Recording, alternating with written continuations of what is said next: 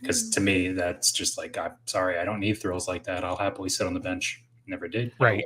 I But haven't Yeah. been Log there. Flume, which never had anything, used to be one of my favorite rides. And then I realized I don't like walking around wet all day after that. Right. I've When you're never a kid, you're been- like, I'll dry off and then I'll go on the next Exactly. ride. And then, yeah. You get on the next ride in order to dry off because the air is coming at you. Well, then you're Sure. cold. yeah. I mean, And it that was always worked my out for concern me with because Flume, I too. was that was never a concern for me. I liked that because it was always hot out, and then I was wet and then cold, and everyone else was freezing. I was like, this is great. We're in the Haunted Mansion now. It's dark, it's cold, I'm wet. Right. It's perfect. I've never been in a ride that or seen a ride that I didn't was like scared of doing. But you have comparatively probably way bigger, way more scarier rides Right. than I've ever seen. The Tower of Terror gave me a complex. Let's just put it that way. I have issues because I went on that ride. What is the Yeah. Tower of Terror? What kind of ride is that? It's an elevator that goes in like free fall or simulates going in free fall, in a straight down thing. Yeah, I mean, Oh it's yeah, basically... we have the Golden Tower in Tivoli, which Yeah, but how big is it? it's right. let me It's like see. 50 feet. It's actually an How tall is escalator. Golden It's the Tower. Boston translation. That's funny. I think It is 63 meters, which is 207 feet. It's not too bad, but that's Yeah. not like Tower of Terror size. Oh, which I don't remember how big it is. It sounds like it's bigger because really? This says 199 feet and 60.7 meters. But we were in there once with nobody else was in the park really because it was like early, like between morning and afternoon. What's that called in English? Like 10 a.m., 11 a.m., something like that. Yeah. Because we call it a formidate, an aftermidate, which is like pre-12, after 12. Afternoon noon and afternoon. Noon, yes, Right. noon. And there was nobody there, so he's like, if you want to ride again, just stay, because there's no line. So I rode it 20 times in a row. Right. They got desensitized. That was fun. Right. I remember that day fondly. Clearly. Yeah, so I've like way back when I was a teen, since we're talking about the towers briefly, like I did the Supreme Scream at Knott's Berry Farm in Southern California. And this says 252 feet. I was under the impression it was 300 feet, but I think that one's supposed to be the tallest in the country, if not, elsewhere. But yeah, that's a lot, and that one's just like, I forget what it's called, but the one in Six Flags, the one that was a straight up and then a straight down, didn't that eclipse it? That's what that is, yeah. And like Tower of Terror, like you go on a short, like interior roller coaster ride before they drop you off the end of it and whatever. But yeah, so imagine like we're talking about these towers and how tall and not tall it is, and then just think about how tall the tower is in the book we're going to discuss today. What a transition. That I was about to call Codex Alera. 2 miles straight down. So, and then like 2 miles is sufficiently high that while you're falling, if you're screaming the whole way down, you got to stop to take a breath so you can start screaming. Probably got to do that 2 or 3 times, I wonder if you're like by the edge, like, come on, can we just get this over already? Can I just like smack? Yeah. Remember that moment in Dread all the way at the end? Yeah. Mm-hmm. I don't know if that was even 2 miles. Oh, right. Yeah. It was at least a mile because it was far enough away that by the time that she hit the bottom, it was the frequency of the detonator wouldn't go off. So it was pretty big. Wow. Yeah, I forgot about that detail. And she was in slow-mo, so that was like a long way down. Yeah. Yep. She had enough time to regret all of her life choices. Like all She didn't regret anything. So. That's not what she did. She regretted messing with Dredd. Surely. She reconsidered that decision. Well, chapter 24, Raoul is sitting in his ship trees in his little tower that's in a ship that's next to a tower. Like he quite likes the little towers. We're very tower focused today. Mm-hmm. There's a theme. And we should assure the other Andreas that yes, apparently the second book is going to be gone over at some point. Yes. Yes. We're 36% of the way through the first book. We'll get through that, and we'll get Is that how we're measuring this? How many acres are we through this book? I don't know how to measure in acres. Sorry. How about hectares? Maybe we should start measuring our books in acres, because that would just be a terrible way to talk about your library. Like, yes, I have 10 acres worth of, trees worth of books. So, All right. We had previously, we left it at Bayard was trying to convince Grimm to join the fleet again, and Grimm said no because he's too prideful, and Raoul had just been listening in on that the whole time and thinking like, yes, they should start fighting and bloodletting now, but now they just go away because humans are ridiculous creatures. But if Grimm can demand respect from someone who has such a big hat, maybe Grimm is going to be helpful. The size of the hat, that's the estimation. It's a stand-in for the size of certain other things that would normally be gone into detail. But I'm just saying certain parties might be sufficiently happy with Grimm's hat size. So, somewhat.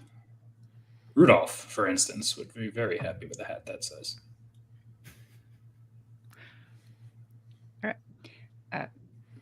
They have landed at Habel Landing, and Raoul goes back to Bridget to announce it, and then Bridget has to explain everything to all the rest of the humans. And Raoul's like, it's like humans are being deliberately obtuse. What is so difficult about understanding civilized and excellently enunciated speech? Because he's a fucking cat.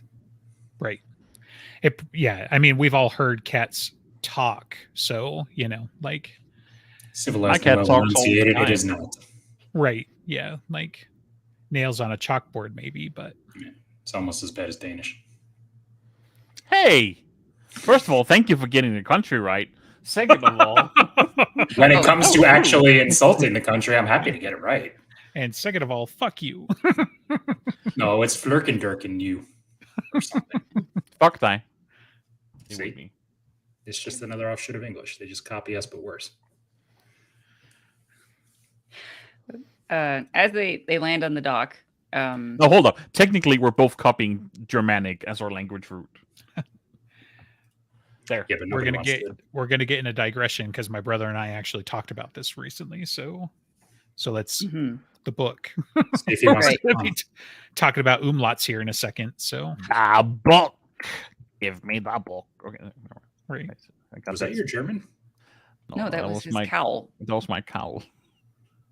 You've never heard the audiobooks, but I think it was a fair approximation. Oh, then you're not selling them to me. It's not a selling point. It was enough that Alex got it. Oh, it's just the line because he says, You know what? The book. Continue. I don't need to be dissected here. Let's just go on.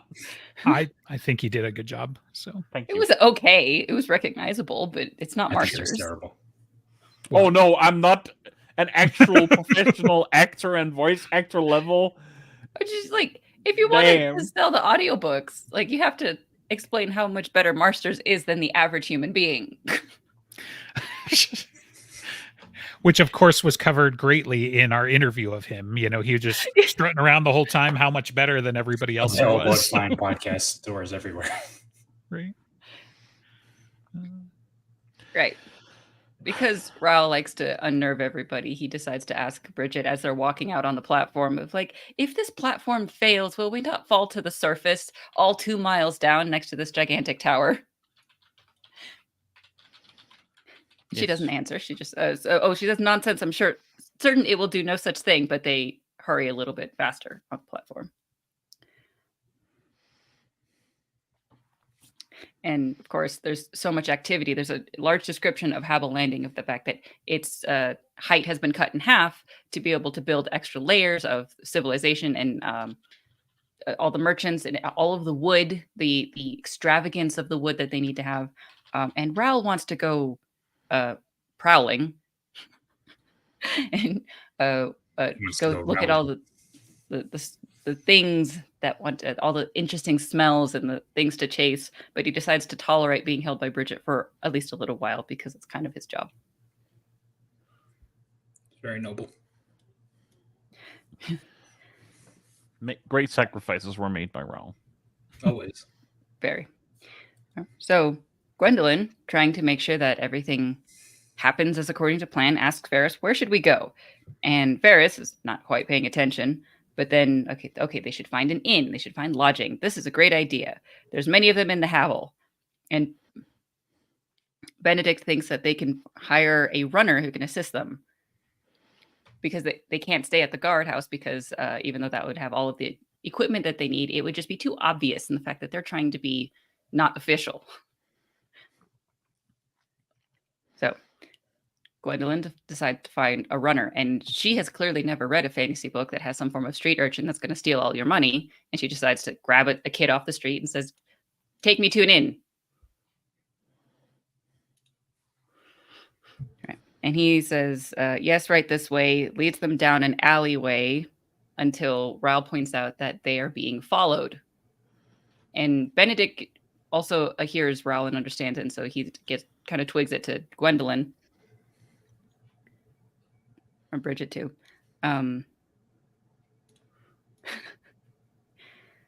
So Gwendolyn says, what is the usual course of action for dealing with such things? And Benedict says, avoid them. Yeah, but we already failed that part. What else do we do? Apparently you fire a fucking gauntlet into a crowd of people.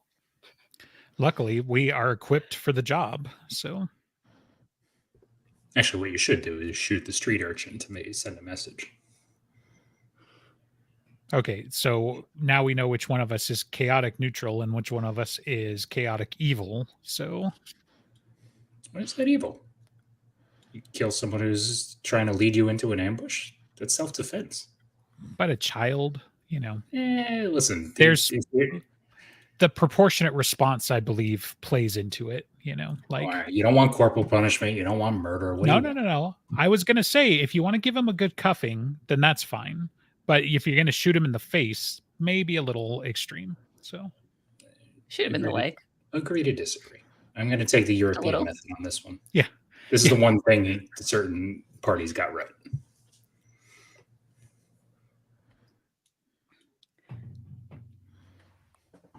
Okay. Yes. Gwendolyn has fired the gauntlet inside the wood marketplace. And she stares at the footbed and says, run home, do it now, and inform your masters that we are not prey. And Benedict has this recovery response of like, you just fired a gauntlet in a crowded street. How dare you do that, you psychopath? And what else do we do to get avoid being attacked by thugs? As Gwendolyn's trying to figure that out. And she starts yelling at the kid that was leading them down.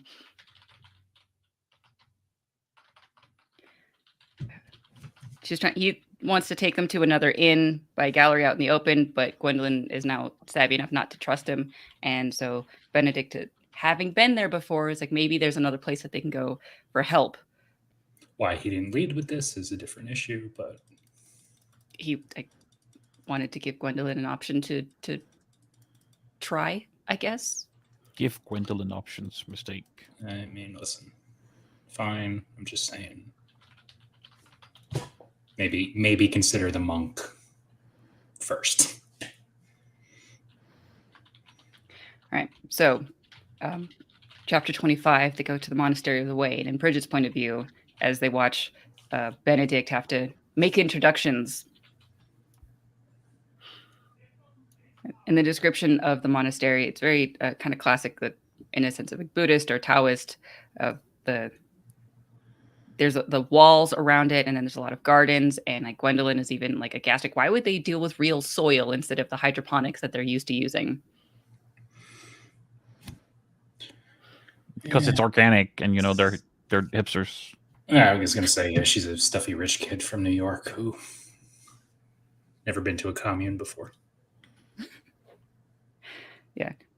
Gwendolyn has a lot of things that she just needs to think a few steps further of like, why would they be doing something instead of the most efficient way, like going through the wall instead of going around the wall.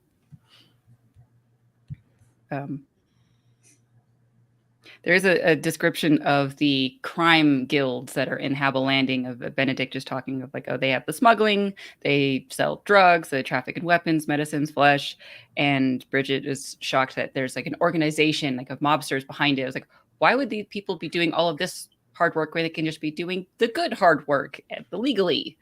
There's always going to be criminals somewhere, and then it's just going to organize itself. And that's because up where she comes from, the crime guilds are quote unquote, the well-to-do families. Yes. They're civilized, white collar You just know crime. them as the Astors instead of Yeah. the mobsters. Exactly.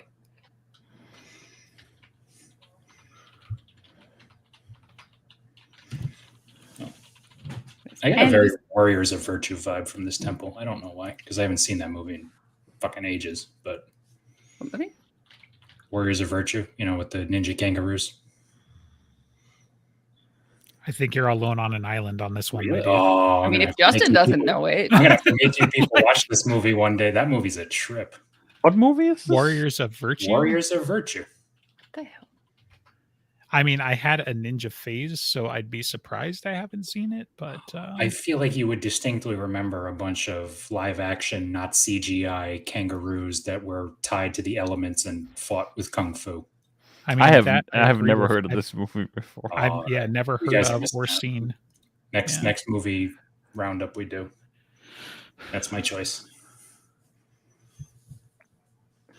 Kangaroo. So it's like a play on. It's like Ninja Turtles, kind of like. Was that like the inspiration for it? Or I have no idea. I couldn't even begin to tell you what the inspiration for this movie was. All I know is it was a big I think it was like 1995 or 6 or 7. It was one of those kind of movie, one of those years.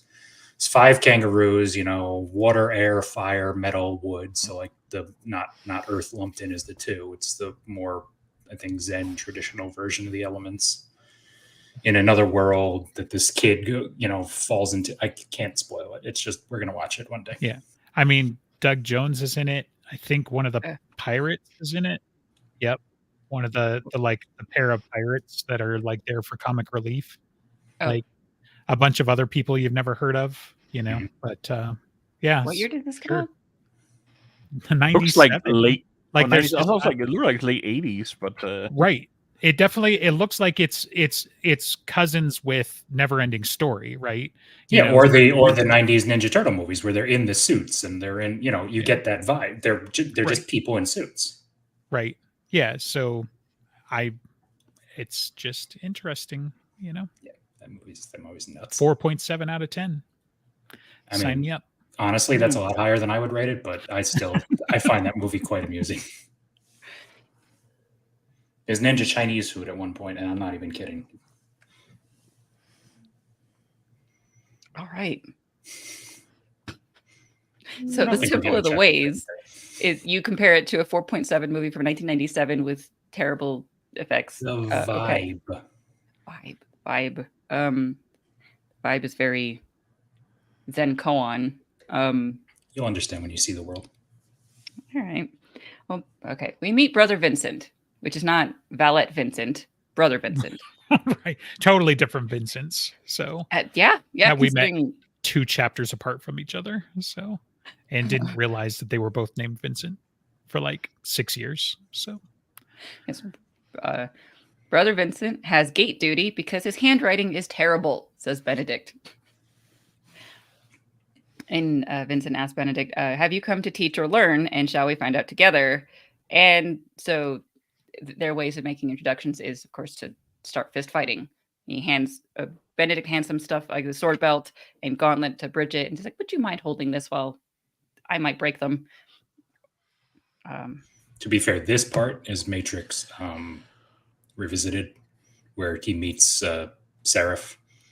And they just immediately start fighting and at the end of that conversation is the only way you truly know someone is to fight them. sure. yeah, That's this part. they already know each other. But I get what you mean. I know. It's just I appreciate that when it's done well, where it's just like 2 people, because unfortunately it comes up a lot where you see that thing where it's like you have to. It looks like this threatening row of barbarians is on the horizon, but it turns out the leader and the person in your party who's guiding you know them, and they have a fight. And you have no context for it, but then they start laughing and shaking hands afterwards. Like, It is fun. It can be done badly. I think it's overdone at this point, but when it's done well, it's enjoyable. Fair. Did you think it was done well this time? with Benedict and Vincent. Well, I mean, I sort of knew where it was coming because this is where I would see it as a more like a good thing. Like he's taking it off. They're clearly having a banter together, and it's like, oh, so they're not actually fighting to kill each other and making moves that, without context, you think this guy's going to stab him in the face. But A at the end, they're gentlemanly all fight. buddy. Yeah. You know, it'd be like Harry and Thomas if they were walking together and then they just started, arm wrestling. Like Which they do. Thomas comes in, Harry Dresden, you son of a bitch, and then they got really swole biceps, So, well, Thomas does. Which one of them is Arnold in that scenario, and which one of them is Carl Weathers? Well, I think Thomas is Carl Weathers just by the line delivery that I gave, So, okay, yeah, it's good enough reason as any. Listen, Harry has actually died, and so is Carl Weathers. So maybe. Ouch. Too soon, man. Is it? Yeah, dude. Fucking everybody's like, that was Apollo Creed. And I was like, excuse me. That was Dylan. That man has been in a lot cooler roles. Like, I get it. Apollo Creed's probably his more famous role. I was going to say, yeah, I wouldn't fault anyone for assuming Apollo Creed over pretty much any other role he's done. But most people who knew that, I think, would go with Dylan as like a strong 1A. Sure. Yeah. Well, yeah. I mean, honestly, actually, Happy Gilmore would probably be a strong 1A. Right. But if you haven't seen, like, I think it's Mandalorian season 2 where like his character really kind of shines too. He had a lot of great moments in that. So, very Lando Calrissian vibes. So. But Gwendolyn is clearly not seeing any form of fiction like this because she does not understand what's happening. And she demands, like, what is happening here precisely? And Ferris, having understood everything, says, like, this is tradition and just relax. But no, Gwendolyn wants to fire her gauntlet in someone's face. Isn't it traditional for a Lancaster to know something about tradition? The monks take their guardianship of the temple very seriously. They won't allow anyone to enter casually. One must prove to the monks that his desire to enter is sincere, and they prove that by fist fighting. Is it like a loophole that only one person in the group has to do it, not all of them? I guess so. The fighting? Yeah. Like Benedict is the representative. They're for sure, but I mean, they're fighting because they're friends more than they're fighting. Like, do you know how tired he'd be if every person who came over for like a cup of sugar or to check out a book from the library had to fight him? Like, so. I don't think they loan out the books from the library. No. Look, I just get some really low level like fetch quests that it's like, sorry, you came over for a spoon to the death. Like then they it's just. It's a problem I go through at work anytime somebody knocks on the door. It's like, well, you want to get in?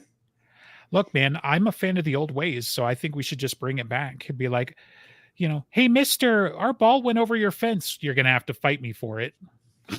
My ball now. Right? Know what they say, possession. I'm sure this goes over well. I was going to say, I would just like to point out, you took severe umbrage with my methods towards children not moments ago, but you're having them fight to the death over a ball. He didn't mind violence to a child, like hitting the child. He just minds killing the child. The old ways is fighting to the death over this ball. Clearly, those children are not going to beat that old man. Or they just lose the ball. Yeah, but it was like honorable. They climb over the fence, they opted in for the death. That was the child's decision. The little street urchin didn't opt into it by being a little piece of shit. I agree with you. I think kill all children. But, Thank you. See, the European method. Yeah. Get the guillotine out. Vive la France. Vive la Revolution. Now they're on the same side. What's happened here? Listen, nothing brings together the Swedes and New Yorkers like child murder, apparently. Okay. Who knew? I'm not sure if it's better or worse that I was only half listening to this whole exchange, but on the behalf of sane people everywhere, I apologize. So, is that because you're replaying the Sandlot in your head right now? So, are you saying you're a part of because Am I feel what like now? So in that sentence, you are implying you are part of all the sane people everywhere. Yes. I am, of course, the most sane person. So, yeah. Okay. In his own I mind. just wanted to check. I'm not sure I agree. Obviously, you don't because you're insane. So right. True. Yeah, well, I'm sane plus, so there. Right. Same with extra steps. You subscribe to that service, you're super sane. Super sane. That's yeah. right. Okay. I don't know. I'm determined that we don't get to chapter 30 We're just right now at this point. Yeah, we're not getting a third chapter today, apparently. So Yes, we are. Come on, let's go. 25 minutes. To be fair, this Right. was Andreas' fault talking about Disney. It was pre-show. It bled into the show. The show. How bad? All right. Okay. Vincent and Benedict fight.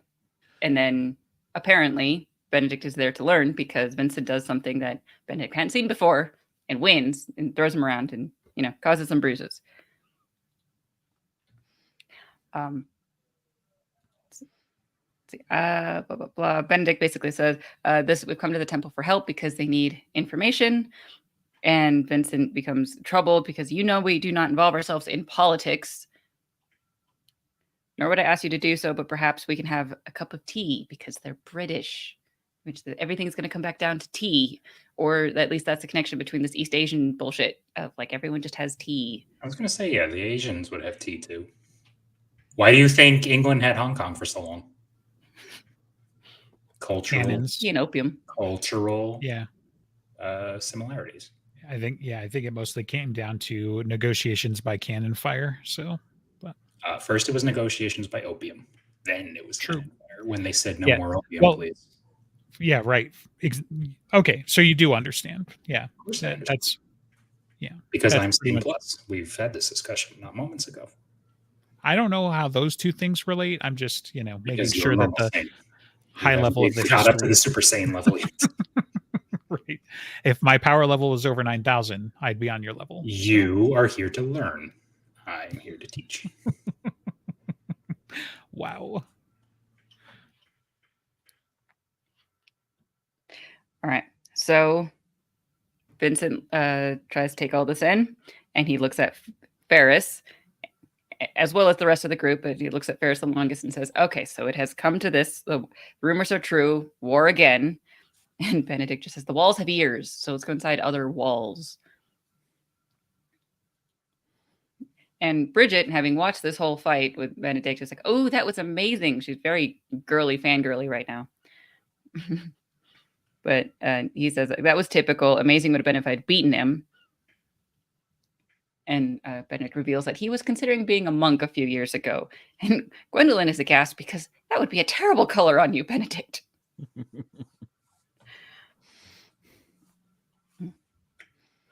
So they go inside the Temple of the Way. We get to chapter 26. We're succeeding. And now Gwendolyn is being very much like Raoul. It's like, oh, but Benedict and Bridget want to making eyes at each other. I have to interfere because of course I do. Just like Raoul was saying, Benedict's not good enough. Of course not. Not yet. Not until I can interfere enough.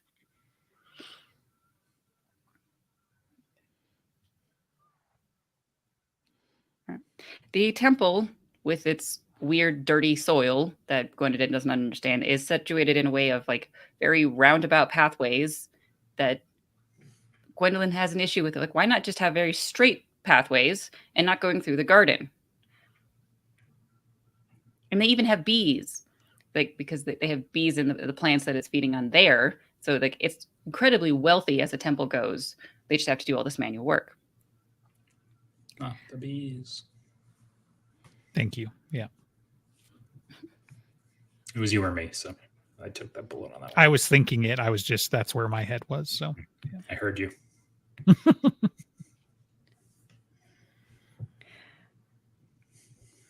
Yeah, I think this is one of those conversations where it's like well, I mean, this, like, these chapters, right? Gwendolyn is just being dumb, but she's being dumb on a tropey level, right? She's got to be the dumb one so that, Jim can have somebody explain it to her so that we can learn about the world or learn about the philosophy and whatever. And so, I like Vincent's thing, like, nobody told you you had to follow the path, and then you see Gwendolyn's character out of that, because then she obstinately just walks a straight line like she thinks everything should be, so. Yes. But it's interesting also that she has to break out of her training to be polite. There is a pathway. There's a path everyone else is going. She is going to follow the politeness, the civilized nature of it all. And then when Vincent says, well, did anyone forbid you to do so? And she says, no. And like, well, why aren't you walking the way you believe to be sensible? And she's just like, but everybody's doing it this way. And she's not thinking through it enough, but we can see that she's starting to actually examine everything that is holding up her worldview. Right. A lot of in a sense, readers it is walking the direct path, because to just do her own thing, she'd be off on her own. This is an unfamiliar place. You're walking, so it's like, it's not straight in her mind, but at the same time, that's where she needs to go. Yeah, I mean, I think part of the difference between, like, what would be traditionally referred to as wisdom and what Gwendolyn is doing is, like, it's totally okay and expected for you to ask a question like, hey, how come there's this winding path, and why isn't it just a straight line and whatever, and you get tons of answers and whatever. But instead she's like, this is stupid and you're stupid, and why doesn't it go in like a straight line, like she doesn't say that, obviously, because she's too polite, but that's kind of the undertones of, like, how inefficient. 16. Yeah, sure. So have you met a 16-year-old Brit? It's pretty much the same thing. Yeah. No, I'm just saying, like, this is her character. These are her rough edges, even though, to her, it just makes the most sense, so. Right. Like, there is the benefit of a reader being able to learn more about the world this way, or learning about the character, but mostly this is character growth. And the fact that this whole book, Gwendolyn has to question her own beliefs and her own rigid worldview of, like, in the Temple of the Way, and dealing with Ferris at the inn, and dealing with Journeyman inside the ship, of, like, her insistence of follow the manual and his insistence of, like, my way is better, and that she's just learning all the differences. So we have to see that for it to make sense. The Journeyman one's kind of a weak argument for you for that, though, because she ends up winning over Journeyman, so, like, but she doesn't change anything. Like, that what he was doing was remarkable. Sure, she does learn from him. So, that's an important bit. But I'm just saying, like, he has her teach him how to set up the cage the way that she wants to set up the cage. And as near as we know, that's the configuration they go with. But yeah, it's almost certain that Journeyman is teaching her some of his, his experience along the way and whatnot. But I'm just saying in general, like, the conversations with Master Ferris and things like that work better, I feel like, with, her actually very obviously re-examining herself and whatnot. So, but yeah. Well, Gwendolyn is able to admit that she hadn't really given a thought, that she was just following the path as everyone else was doing it. And why didn't she just do something different? And Vincent seems to take that as success and says, oh, if you do think about that. And then she gets mildly offended of, are you trying to trick me into becoming a wayist? She couldn't see his face, but from where she stood, she could see his cheeks round out as he smiled. In the void, there's no distinction of east and west. She says, I know all of those words, but strung together like that, I have no idea what they mean. And she's like, well, you're not helping. And she turns to Benedict and is like, what's going on? And he just says, like, I'm not getting into this. No way. I lost this fight a long time ago. I don't know what he means either. It's his way.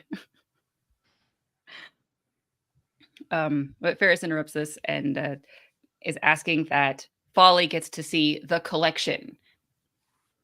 And Vincent gets really excited about this. It's like, of course, it is on the way after all. And Gwen's like, what's that? What's a collection? I need to know everything. And Folly is being much more quiet about it, but she's very excited. The Great Library of Spire Albion is huge. It must have taken up 3/4 of the space of the entire temple by itself. How many acres is that? Okay. At least 5. Of wood. of paper, of things that are very expensive and Oh, if we're going valuable. to talk about the trees, hundreds of acres of trees. Okay. And a dozen saffron-robed monks seated at tables, copying volumes by hand. The great library could scarcely have been more costly in a pure monetary sense if its walls and floor had been coated with gold. Can't But help but think about all the, like, they're all handwritten. The tremendous amount of effort that goes to waste when they burn down the library. It's like there's so much Spoilers. work in those books. Yeah, no, I mean, like they've got thousands of volumes, like easily hundreds of years, probably worth of effort and all of this other stuff. Let alone the histories, right? There are obviously copies, as we find out, for some things, but you got to imagine there's probably a number of unique copies, which was kind of the idea anyway. It's like this is a dick move, right? In bird culture, we would call this a dick move because, yeah, it's just way. Well, it's like the Library of Alexandria going up in flames. This is before the printing press, and this is all you have. Right. Or although they should probably have a printing press at this point. yeah, it was like, why wouldn't they have a printing press? It's interesting that they're noting it all by hand, and maybe that's part of their weird meditation style life. But Monks, yeah, but Albion in general should have a printing press. Sure. Yeah. And the Spire Arc is kicking himself for not having done it. So actually, because for whatever reason, Dalos is the one with all the technology, maybe the Delosians have the printing press and everybody else is still trying to catch up. But because they're the ones that are like, oh yeah, we've got freezers and, tea kettles and shit like that, electric tea kettles, whereas like everybody else apparently doesn't invent technology. I don't know. Like, Albion has the Lancaster battery, which seems to be like a huge deal. Everybody else has batteries, not the premier one. But yeah, so yeah, it's an interesting bit of world building that I'm curious, like, to have him expand on, like, why is Dalos like where all the technology comes out of, like, yeah. So, but it's also like kind of like the previous discussion of where are the mines, like the steel mines, the copper mines, and how are they dealing with any of the metal and the smithing before the iron rot gets to it. They should have a printing press. Maybe the iron rot is the reason that they don't. I don't know. But you could make one out of copper or brass. Like paper's soft enough. I gotta imagine. It doesn't have to be iron or steel or anything. So, but yeah. Well, note that down for shit that's bugging us because we've had too much time with this material now. So, whoever's taking notes, I'm busy directing. Somebody else is a note taker. I got it. You volunteered yourself. Yeah. I know the rules. All right. You do the work, and then you do Andreas's work. Those are the rules. It's called being a senior. There's something else special about libraries is that as Polly is going to be examining, it has its own sense of energy and presence. And so they just leave her there for a little while. And she's just like, I've never felt this in our library, master. And he's like, felt what? Put more words to it. And think on it. Might she remain here quietly while we take tea, brother? I promise she won't give you any offense. And then there's another moment of Vincent says, please do not touch any of the volumes without consulting one of my order. Says it to Folly directly. And she has that have to have that thing of like, oh, he spoke to me and she's speaking to her crystals and doing her roundabout way of speaking back, of assuring him that'll be fine. And they go have tea at a low table and they it's sipping at cups of hot, excellent tea sweetened with scandalous portions of honey because they have the bees. They make their own honey. And Ral had a small bowl of his own and wasn't satisfied until Bridget had spooned twice as much honey into it as anyone else. All right. Benedict explains everything to Vincent and says, we need a place to stay that is free of any undue influence of the guilds. My hope is that the Walker would be convinced to allow us to operate from here, but it's the most secure place that we could ask for. And the Walker, of course, being the one monk in charge of the whole thing. And basically, no, that's not going to happen. Because the Weyas temples do not take sides in political disputes of any kind. it's like the same argument in a slightly different tone of why the cats are reluctant to help. Why would they care about this thing that is a human, that is an Albion? It is not concerning them of politics and war. It's like, yeah, but if the Aurorans conquer the Spire, they're going to burn down your temple too. You can do something as self-protection.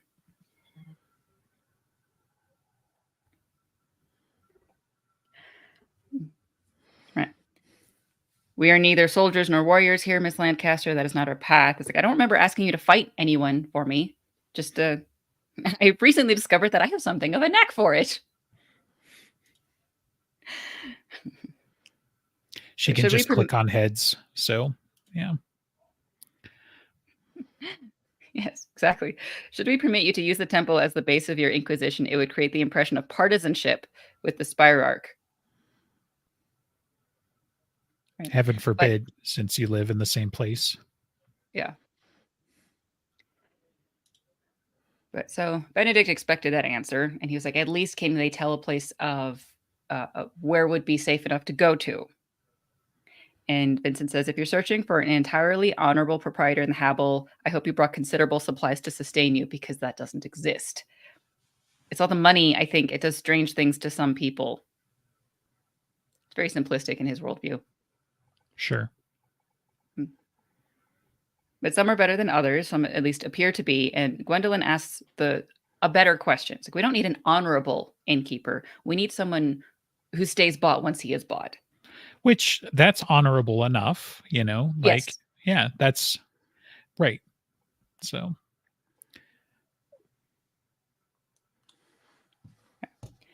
Need someone who sells his lordly with adequate integrity.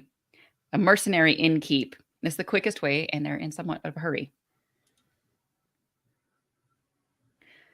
Giving you even so little a thing as our advice strains the neutrality the order has worked hard to cultivate. And I would very much quibble with that. Is like answering a question that's given, like just being the Google answer of whatever it is still pretty neutral. It's just educating. Right.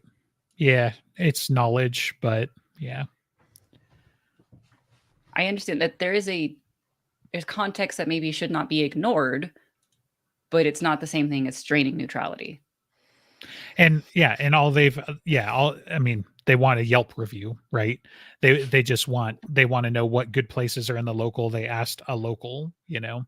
Exactly. So like if he's going to quibble that hard, then their mere presence has endangered them, because if the Aurorans find out, they're not going to worry about, you know, who's asked what kinds of questions. They only care that a bunch of the guards' secret thing, that, you know, secret unit or whatever, they went to the temple, which nobody knows up to this book, you know, that it doesn't matter. They're going to burn down the place anyway, right? They're already a target for war. They're one of the primary targets. So, but. Yes. And Gwen tries an angle of like, suppose we ask my cousin's old teacher, Vincent, but not brother Vincent, for recommendation. And he just says that's sophistry and threadbare at that. And I agree with that. He is the whole person. And so trying to ask this mantle versus that mantle, it doesn't fit in this context. Not everything's a mantle. Come on. I'm saying this one isn't. Right. And he says, I must consider carefully the impact my actions might have on the order and other followers of the way. But she says, also consider what your lack of action will do, because that is also a decision. Along with all the neighbors and who might be affected by the waste of the spire, surely they've included in the roles of humanity you say you wish to deserve. She says, you don't take hints terribly well, do you, Lancaster? No, hints is a wall that she is going straight through. Right. She but doesn't. Perhaps she's choosing not to hear them. Yeah. She shoots people in the face. There's no subtext. Like. All right. Chapter 27. We're doing it. Guys. They go to the Black Horse Inn. And Ferris is asking Folly what he discovered. And she says, frozen souls.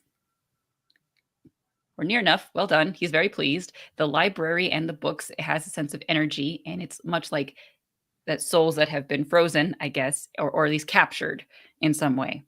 It is primarily a matter of density as to why that library had one and their tiny one did not. One needs more than a handful of trees to see a forest. Yeah, And it a seems smaller this- grouping would be a is this- copse of trees. So I saw the implication here that it's either the amount of thought and energy that's like each monk puts into the books, either that or it's the original author itself like captured in that moment of writing and then all of them together makes it like so she can feel it. But like, there's some esoteric connection there that I mean I don't know if it will be relevant or like it's kind of doesn't really fit the ether magic system as we know it now, but I guess I mean it might be relevant later or it might just be a little world building thing. sure. Yeah. it probably says it seems as if they speak to one another. So it's like a sense of growth or learning on the book soul's behalf as they're interacting with each other. It's very strange. Yeah, Ferris says Bridget says books don't have souls, and Ferris says those who write them do. They leave bits and pieces of them behind when they lay down the words. Some scraps and smears of their essential nature. Most untidy, really, but assemble enough scraps one might have something approaching a whole. And so Is that I guess the author or the monk? I would guess it's the author. Oh, yeah, Because, I guess. Yeah.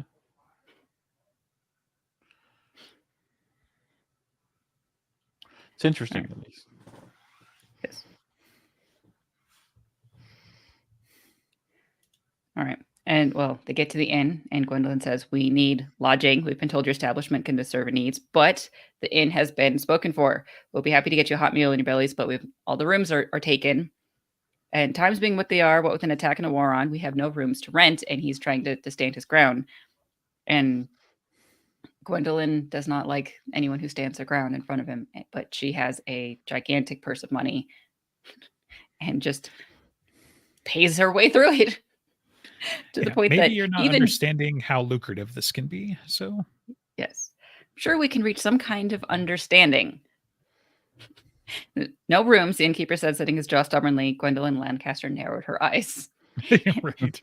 And then they are up in their rooms that she has paid so much money for that even Benedict is saying, "I'm afraid you have a thing or two to learn about bargaining for the best possible price." Benedict, a noble-born who has a decent amount of money, is also aghast of how much she has spent. Right. But she said, "It isn't my task to save money. It is my task to get us rooms." She doesn't give a shit. She has a blank check from the spy arc, and she intends to use it. And she's got Lancaster money, so she already doesn't understand the value of money. Like, how much is a banana? $10? Like, how much could it be, Bill, Michael? Bill Gates money. Well, so she says, specifically, she says, "I'm here to save time." And Ferris says, "Impossible, impossible. Time is time. We can barely even see it, much less alter it." Just lovely line. Gonna have to throw that in there. All right, not time then, but trouble. Yes, we paid 5 times the price, 10 times the price, Benedict says. It's 10 times when you're poor. It's 5 times if you're rich. All right. So, what is the next move? Now we have a place for Ferris to start giving out orders of who does what. And Ferris says, "Exploit the environment. The room below is an excellent place to sample the local climate for signs of unusual activity. Sir Sorellin, perhaps you would be willing to employ your talents to go down there and listen, pretend to be drinking." But Benedict says, "I'm not allowed to let you leave my sight. So therefore, oh no, Ferris has to go down into the room and start drinking as well."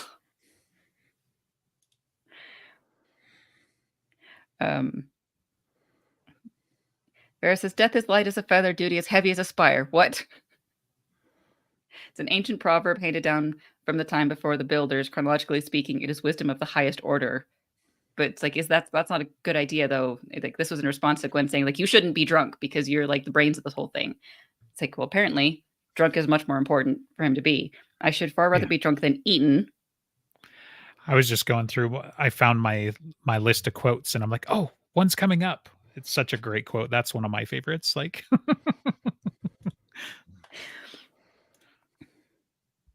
okay. So Bridget and Raoul are ordered to make contact with the local cats. If anything out of the ordinary is happening in Happy Landing, they'll have noticed it. Actually, no. He says Raoul and Bridget to make contact, and Raoul therefore looks up from his food and says, "He said my name first, little mouse." He has an excellent sense of priorities because Raoul is the most important person. Cat. Right. And Bridget does kind of warn, like, cats are not known for their forthright hospitality when it comes to meeting strangers. This might take a long time. And Gwen wants to help. Gwen is told her help is not helpful. Your help might be counterproductive. And Gwen doesn't understand. So Bridget's like, God in heaven, she really doesn't realize what she's like when she's bearing down upon some poor soul. Of like the wall is really important. That Gwen cannot go through this one in talking to cats because they're roundabout little fencing with each other. And Bridget fails to really describe it, and Benedict just says, like, yeah, it's the Gwenness that does not help. Your diplomatic efforts so far have consisted of instigating a duel, threatening a detachment of fleet marines with charges of treason, throwing away a tidy fortune in bribes, and abruptly discharging a gauntlet into otherwise non-violent situation. Escalation is her whole vibe. Yeah, and then she protests, and she says twice. 2 gauntlets.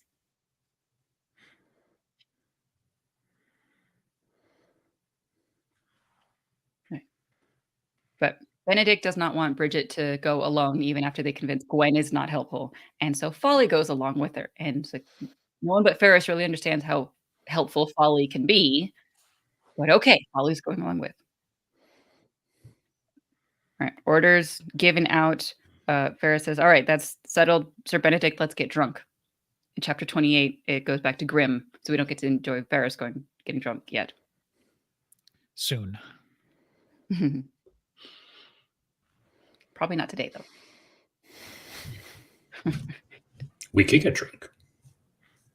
Yes, you could. You could start I could drinking right change now. my mind. Yeah. All right. You should do a drunk episode one time. We did a on the holiday Predator. special like that once. So All right. Years ago. New plan. Drunk episode, Warriors of Virtue. I'm probably going to need it. Like, honestly, Yeah. I was looking at, like, how do I stream this? Because I'll put it on for my kids, and then that'll make it acceptable. But yeah, it's only on Pluto TV, apparently. So Sure. Because the other actual well-respected planets don't have channels that want to play it. True. Well, I think more like it's been banished to the underworld, but, you know, Undoubtedly. whatever. Your dwarf planet can have it, I guess. Pluto is still a planet, and Han shot first. You can't change my mind on either of these things. Well, I mean, Han did shoot first, but yeah, unfortunately, per the rules of science, you know, like, I get it. It was a planet in my heart too, but, you know, The rules of science. There's, coastal left-leaning elites just making up whatever they want.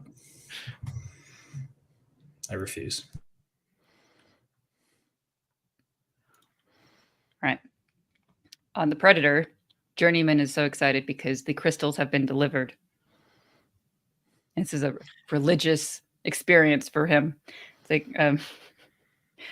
he says, carefully now, man, if you crack one of my new crystals, I'll hoist you up on a spike. And Grimm just standing there, clears his throat. And Journeyman's trying to be official and more respectable. It's like, that is, I'll report you to the proper person to report things to. Don't do that. Yeah. He'll make decisions about discipline that are not mine to make. Right. He's a senior officer, so it would pretty much be the XO or the captain. Like, right. Always good to maintain discipline in your section, Chief, even in a civilian vessel. Pretty's a warship skipper. We all know that. It's like, well, when need be, but are the new parts up to spec? And he opens up the crates, and all the crystals look like eggs in a nest. These are the new trim crystals. They're first rate. You can still smell the solution from the vat on them because they're new, and because it wasn't expected that they were going to be so new and therefore so much more valuable than Grimm already thought they were going to be. Is this where he thinks they're literally impossible to put a price on, or was that earlier? Well, hold on. I thought they pretty much we had that conversation earlier, but you know, he might think it's even more priceless now. But then also, like, you know, it's like, wait a minute, this is a mistake, you know. Well, that the Predator would have been nimble. New crystals, right? If you're private, if you're not military. Well, no. So every ship needs the trim crystals because that's how those are your maneuvering thrusters, basically, right? Mhm. So every ship has those, and that's how they got home. So they burn theirs up. But you get used ones and you get old ones. You Yes. don't get brand new ones if you're not part Military. of the fleet. Only the military is what I understood. Basically, get the new ones. They commandeer them. Right. Yeah, more or less. And then to top it all off, the what is it? The flight crystal? What's the one that they get? The lift power crystal. The Power, lift crystal is like for a battle cruiser, So Now imagine if the crystals were made of wood. They'd be even more priceless. I don't see how, but when they're talking like, oh, it takes us hundreds of years to freaking grow them, and it's just like, wow, Mm-hmm.